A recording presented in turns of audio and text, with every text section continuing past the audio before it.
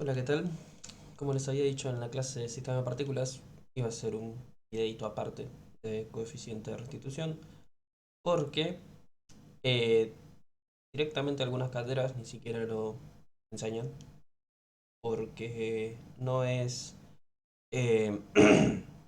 estrictamente necesario saber qué hace esto. Ahora, ¿qué pasa? Saber eh, lo que hace el coeficiente de restitución y cómo usarlo puede ahorrar bastantes cuentas, como va a pasar en este ejercicio, básicamente. En este ejercicio no encontré el enunciado, por eso tengo el dibujo nomás. Tenemos un cañón que dispara una bala de masa M chiquita y golpea contra una caja que estaba quieta elásticamente. Debería agregarlo a los datos. El choque es elástico. ¿Saben? Así que, ¿qué va a pasar? Esto va a rebotar, suponemos, y esto se va a empezar a mover para adelante, ¿no? Ahora, ¿qué pasa? La superficie tiene un rozamiento determinado muy dinámico, así que se va a frenar eventualmente. Y lo que pide el enunciado es precisamente eh, cuándo se frena, o sea, qué distancia se frena, mejor dicho. Bueno, entonces, como el ejemplo que habíamos hecho en clase, esto se analiza desde un punto de vista energético para todo lo que sea fuera del choque y con conservación de P durante el choque. ¿Está bien?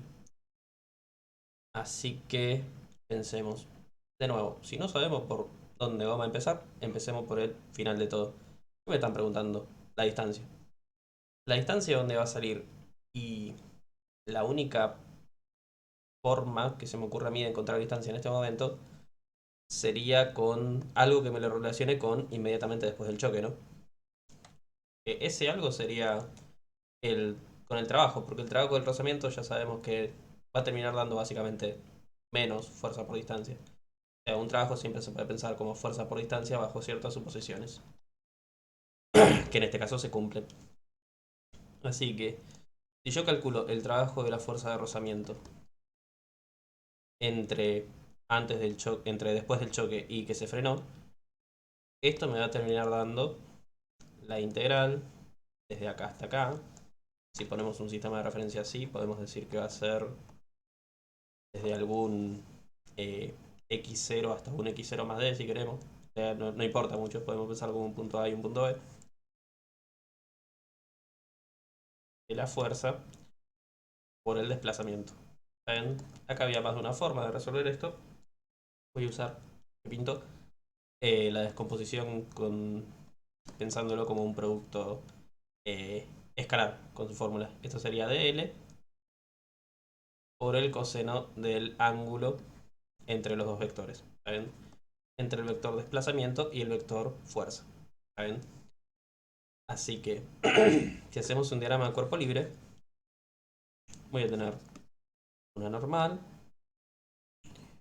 un peso, y la fuerza de rozamiento va a ser lo que me frena, precisamente, que va a ser para atrás. ¿Está bien? Ahora, el desplazamiento es para allá. ¿Está bien? Así que entre esto y esto hay 180 grados, ¿no? Quedando el coseno en -1. Ahora, la fuerza F, o sea, la fuerza de rozamiento, va a ser constante. Porque si estamos hablando de una fuerza de rozamiento que es dinámica, va a ser directamente muy dinámico por normal. Se mantiene constante esto, ¿no? Porque si hacemos Newton, me termina dando que esto es muy dinámico por el peso. ¿Vale? Bueno, me estoy salteando la parte dinámica, no me estoy metiendo mucho detalle porque no es el objetivo del video, pero pueden hacer Newton para corroborar que efectivamente da muy dinámico por peso. Así que es constante y esto es el coseno de 180, o sea que me da -1. Ya me queda -1 por muy dinámico por el peso por esta integral, que la puedo pensar como una integral en x directamente, eh, que sería un x0 determinado hasta un x0 más la distancia. O sea, el punto A está en una posición x0, el punto B está en una posición x0 más esta distancia, que es precisamente la que queremos, ¿no? Así que me queda así. Me queda menos muy dinámico. mg por, puedo pensarlo como un x entre x0 y x0 más d, o lo que es lo mismo, x0 más d menos x0. Se me cancelan y me queda d nomás. Que sería muy dinámico, voy a hacer la d más chiquita. mg por d. Bueno, bárbaro. Aparece la d que dijimos que iba a quedar. Ahora, esa distancia la tengo que relacionar con algo. Pues precisamente lo que usamos es el teorema del trabajo de energía o el teorema de las fuerzas vivas. Y la variación de todas es la variación de todas. El trabajo de todas las fuerzas es la variación de cinética. O la que resulta ser más útil, la mayoría de las veces, es que la variación de mecánica es el trabajo de las fuerzas no conservativas. Así que, si nosotros tomamos entre inmediatamente después del choque y cuando se frenó completamente, esto me va a dar el trabajo de las fuerzas no conservativas, que cuáles serían el rozamiento y la normal. El trabajo de la normal es 0 porque es perpendicular a la trayectoria. Y esto lo acabamos de calcular, ¿no? Entonces me queda que la mecánica final menos la mecánica inmediatamente después del choque, que yo le pongo 0 más, va a ser menos muy dinámico MGD. Ahora, la mecánica final, si quieren, si quieren, es 0, porque la cinética definitivamente es 0, ¿no? Y la potencial es, bueno, depende de dónde pongo el 0. Quizás vaya a usar la mecánica cuando esté acá abajo, así que no conviene que la altura sea 0 acá, porque si resulta que después necesito la mecánica ahí va a ser altura negativa y no queremos eso. Así que un consejo que yo siempre mantengo es pongan el 0 de la altura, que no tiene que ver con el sistema de referencia, pongan el 0 de la altura del potencial en el punto más bajo que vaya a estar su partícula en todo el enunciado. El punto más bajo que va a estar mi partícula en todo el enunciado es acá. ¿Ven? Así que por las dudas lo ponemos ahí. Probablemente no lo vaya a necesitar en este caso, pero por las dudas lo ponemos ahí. ¿Vale? Bueno, entonces, soy mal de la garganta todavía. La mecánica final va a ser puramente potencial, mg algún h, pero no va a terminar importando porque la mecánica inicial también tenía mgh. Está bien. Por cierto, acá, donde estuve poniendo todas las m, debería estar hablando de m grande, porque estoy hablando de la caja nomás. Está bien. Menos mgh más la cinética de la propia caja, que va a ser esto. Inmediatamente después del choque. Bueno, igual a menos muy dinámico por mg. Entonces, distinguimos el paréntesis, esto me va a quedar que menos un medio masa por la velocidad de la caja inmediatamente después del choque es igual a menos muy dinámico mgd. Con esto y me termina dando que d, o cancelar los menos también, d me queda velocidad, rapidez debería estar diciendo, al cuadrado, sobre 2 mu dinámico por g. Bien. Bueno, entonces tenemos esto. Ahora, ¿cuál es la incógnita? La velocidad de la caja inmediatamente después del choque. Ahora, para compararlo con antes del choque, ahí es donde se hace un análisis la, de la cantidad de movimiento. ¿Qué vamos a tener? Vamos a tener que la sumatoria de fuerzas externas es la variación de P en el sistema, ¿no? Y algo que no mencioné, pero que el dibujo creo que deja bastante claro, es que el choque ocurre en la altura máxima. ¿Está bien? O sea que la velocidad acá era completamente horizontal ya. ¿Está bien? Así que le voy a dar pelota solamente al P en X. Para eso puse el sistema de referencia. Bueno, ahora, si tomamos solamente el P en X, ¿qué voy a tener? que la conservación de P, la conservación de P en X del sistema va a ser la sumatoria de fuerzas externas en X. ¿Ven? Ahora no le estoy poniendo los gorritos porque ya técnicamente no son vectores, son proyecciones. No llevan el gorrito de vector. Si yo hago un DCL durante el choque, me va a quedar la bala y la caja. La caja va a tener la normal, el peso. Y el rozamiento, si quieren, que está empezando, va. En realidad el rozamiento lo podemos considerar despreciable porque la variación de P que podría haber producto del rozamiento en este instante chiquitísimo, mientras se va incrustando, va a ser ínfima. Porque pónganle que supongamos que está el rozamiento ya. Porque técnicamente, mientras esto se está incrustando, la caja ya se está moviendo un cachito para la derecha. ¿Está bien? Pero la caja se está moviendo un cachito ya para la derecha, pero ¿cuánto? Una mierdécima recién, ¿está bien? Así que la variación de P causada por el rozamiento no va a ser casi nada. ¿Está bien? Bueno, entonces, lo que sí va a causar una variación heavy de P va a ser la fuerza. ¿Está bien? La fuerza de choque, precisamente, ¿no? La fuerza del choque, que es para allá, cuyo par de interacción va a estar acá. ¿Está bien? Después la cajita tendrá su propio peso. Esto era M mayúscula G, es M minúscula G. Pero estas partes no me interesan, solamente me interesan las fuerzas que están en X. ¿Está bien? Así que va a ser F, F' y F. Si quieren consideramos el rozamiento. Pero ¿qué pasa?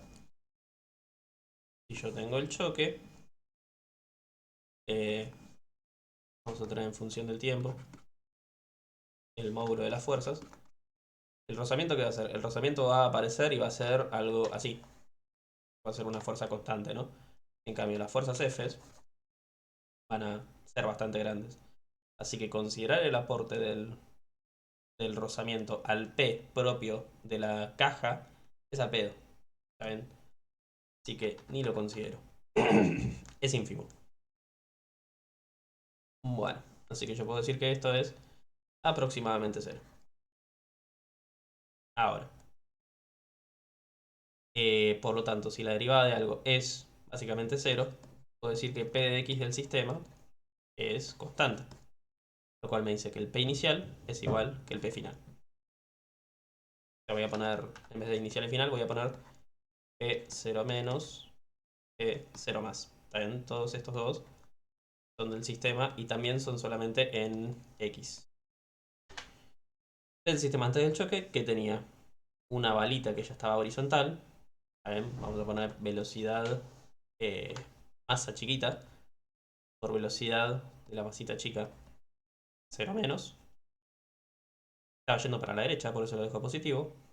Y la caja estaba quieta, así que ni la considero. Y el P0 más va a ser la suma de los dos P. Ahora, la bala rebotó para allá. ¿Está bien? Así que voy a tener un menos masa por velocidad de masa chiquita, 0 más masa grande por velocidad de masa grande, 0 más. ¿Está bien? Bueno, ahora, nosotros necesitábamos averiguar esto básicamente. Ahora, ¿qué pasa? Tengo otras dos incógnitas, ¿no? Esta es averiguable. ¿Por qué? Porque esto surge de un tiro oblicuo, básicamente. Nosotros si tenemos un tiro oblicuo, ¿qué es lo que pasaba? Podíamos razonar que esta componente de la velocidad se mantenía siempre constante. ¿Está bien? Y dado que en la altura máxima tenemos una velocidad perfectamente horizontal, podemos deducir que la velocidad de m inmediatamente antes del choque es la velocidad inicial, la componente x, que sería el coseno del ángulo. ¿Está bien? Esta b que es dato del enunciado. Bueno, así que esos datos.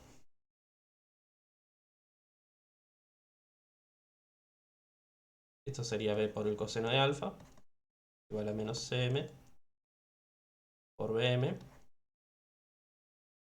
más m por bm, 0 más.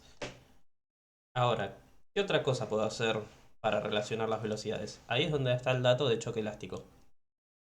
El choque elástico implica que la variación de energía cinética es 0.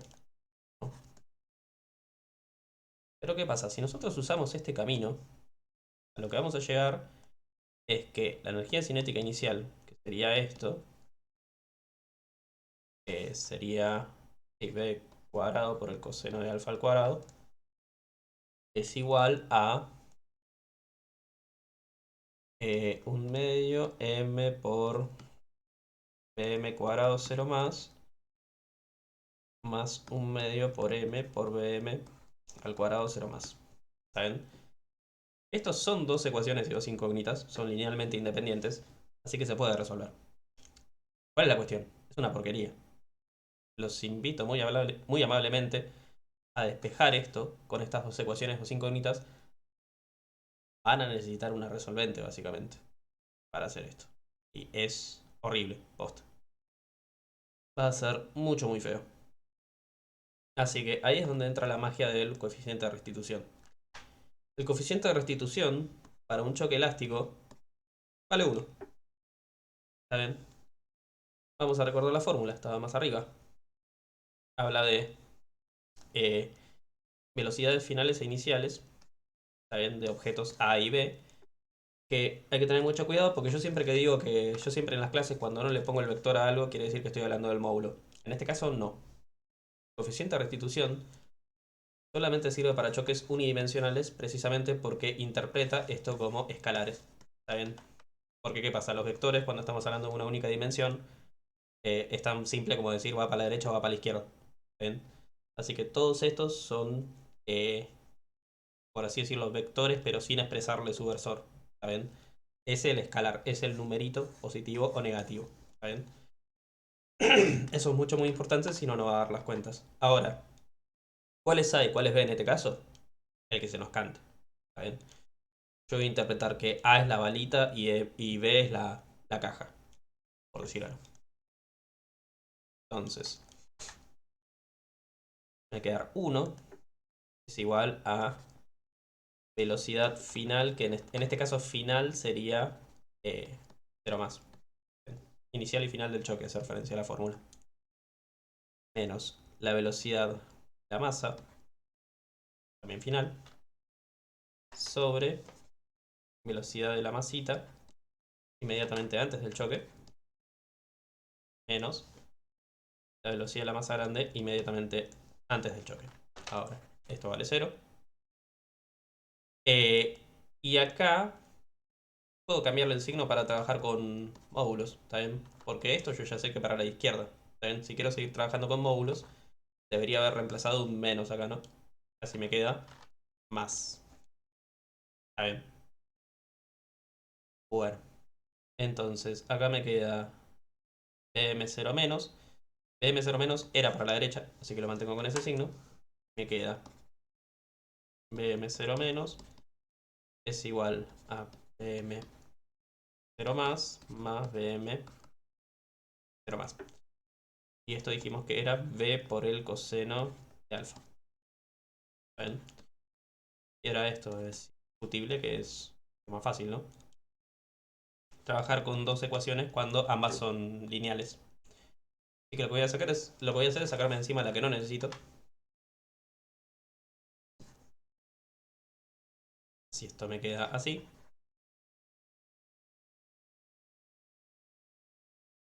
Y reemplacemos acá arriba. ¿Ven? Me va a quedar masa por B por el coseno de alfa es igual a menos m por bm0 más menos m por esto más mbm, supongo. Sí. mbm 0 más. Bárbaro. Me queda mb coseno es igual a menos mb seno más mbm 0 más mbm 0 más. Bueno, y acá me queda duplicado y paso viendo esto, me va a terminar dando algo de este estilo. 2mb coseno de alfa sobre m más m, si no me equivoco. Bueno, entonces reemplazamos esto más arriba y ya básicamente estamos. Reemplazo acá en d. Era esta velocidad al cuadrado sobre 2 mu dinámico g. Ya me queda d va a ser igual a 2 mb seno de alfa sobre m más m al cuadrado sobre 2 mu dinámico g, si mal no recuerdo. Sí, sí. Bueno, bárbaro.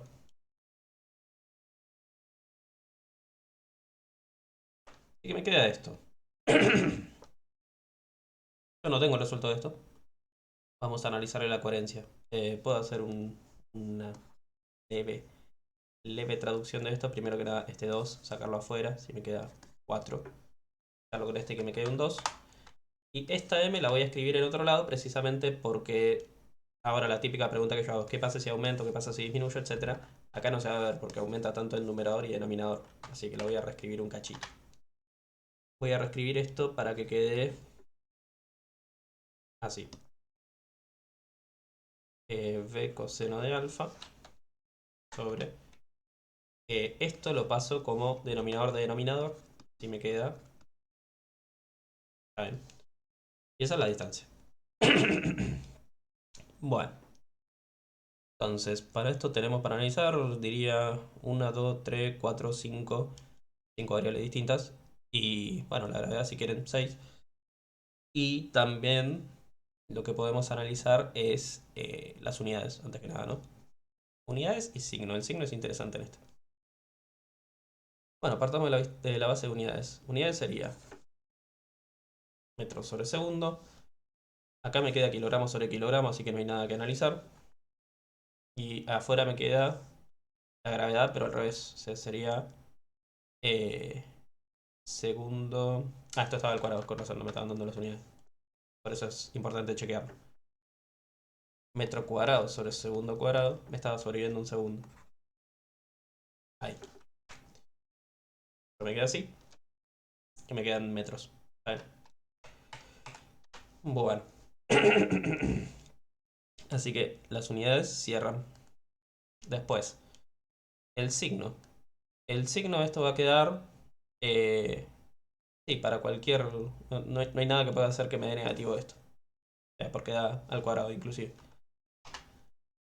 Después, ¿qué más? Bueno, hagamos un razonamiento.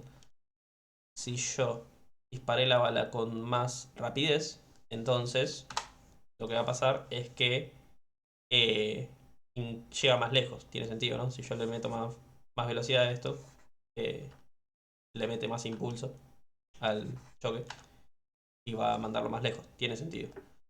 Si la superficie es más áspera, entonces se va a frenar antes. ¿Saben? La distancia que recorre antes de frenarse, que es lo que calculamos, es menor. Tiene lógica, ¿no? Después, si la caja es más grande, la caja que está acá es más grande, es más pesada, tiene más masa, debería decir, va a frenarse antes también, ¿no? Así que si aumento esto, disminuye D. Para el denominador, tiene sentido. Y si la bala con la que disparé es más pesada, tiene más masa, va a mandarlo más lejos a la caja, ¿no? Fíjense, aumento esto, disminuye el denominador, por lo tanto aumenta el numerador y por lo tanto aumenta la distancia. ¿Ven? Tiene lógica. Ahora el ángulo. El ángulo que pasaba cuando aumentaba un coseno. Tengan en cuenta que estamos hablando de un cañón que naturalmente va a apuntar entre 0 y 90, ¿no? Así que vamos al círculo unitario. Lo que me está diciendo esto es que si yo aumento el ángulo, lo que va a pasar es que esto eh, disminuye. ¿Está bien? O sea, disminuye la distancia de. Fíjense que tiene sentido, porque si yo disparo esto así, bajo la suposición de que esto incrusta alguna vez a la caja, porque esa suposición no es inchequeable si no sucede, o sea, tiene que suceder, no hicimos cuentas que consideren lo contrario, eh, va a ser con menos velocidad. ¿Saben? En cambio, si el cañón es algo así, va a chocar con más velocidad. ¿Saben? Por eso, lo que pasa es, si yo aumento el ángulo, disminuye el coseno, que el coseno recordemos que está acá. Esta parte es el coseno de alfa, está bien, suponiendo que esto es alfa. Así que aumentar el ángulo de disparo va a reducir la distancia, lo cual tiene sentido. Y fíjense que un caso extremo sería el cañón apuntando casi 90 grados o 90 grados. ¿Qué es lo que sucede? Si yo disparo perfectamente para arriba, no choco nada. A ver, si disparamos perfectamente para arriba, eh, lo que va a pasar es que esto vale 0 y ya está. La distancia es 0. Total, hay que tener cuidado cuando hacemos este análisis porque, de nuevo, esta cuenta no está considerando todos los ángulos posibles, está considerando entre 0 y 90 nomás. Porque, ¿qué pasa? Si yo pongo, no sé, 120 grados, que me da para allá, claramente no va a impactar la bala. ¿Está bien? Pero en las fórmulas nunca tuvimos considerado esta situación. Porque, ¿qué pasa? Si acá pongo, no sé, 120 grados, me va a dar un número 40 acá. Pero va a ser el equivalente a que todo el enunciado haya sucedido de este lado. ¿Está bien? Bueno. Así que este ejercicio posta es una pesadilla si lo hacen con cinética. Si está en genéricos, ¿no? Si está en numeritos, a nadie le molesta hacer una resolvente. Pero si está en genéricos, que podría tranquilamente entrar con genéricos, o sea, con las variables no reemplazadas con números, entonces ahí sí, ¿no? Un dolor de huevos. Así que tengan en cuenta la herramienta de coeficiente de restitución. Para choques elásticos vale 1. Para choques plásticos vale 0. Total, para choques plásticos no es tan necesario porque en choques plásticos solemos usar el resultado que surge del coeficiente de restitución, que es que eh, básicamente esto. Si nosotros tenemos... ¿dónde tengo la fórmula? Acá. Si esto vale 0, se deduce que esto tiene que ser 0 y se deduce que velocidad final de uno tiene que ser igual a la velocidad final del otro. Lo cual eso ya lo usamos todo el tiempo. Así que no es necesario pensarlo desde un punto de vista del coeficiente de restitución. Pero bueno, sepan que vale 0 para ese caso. Pero el hecho que vale 1 para elástico sí es mucho muy importante. Y bueno, lo prometido es deuda. Así que nos vemos. Chau, chau.